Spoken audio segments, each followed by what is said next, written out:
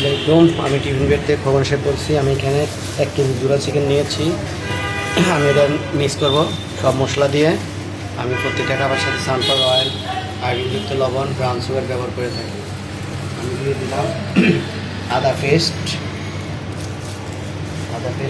দিয়ে দিলাম। এখন দিয়ে দেবো রসুন পেস্ট দিয়ে দিলাম। দিয়ে দিব আমি কাশ্মীরি চিলি, দিয়ে দিব অরিগানো, তারপর দিব জিরার গুঁড়া, তারপর দিব ধনিয়ার গুঁড়া, তারপর দিব হোয়াইট পাউডার, পেপার পাউডার, তারপরে দিব গুঁড়ামরিচটাও আমি দিয়ে দিব।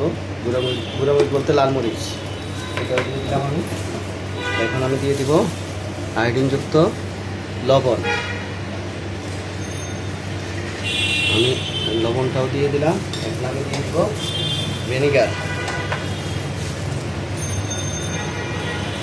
দিয়ে দিলাম। এখন দিকে আমি একটা সয়া সস।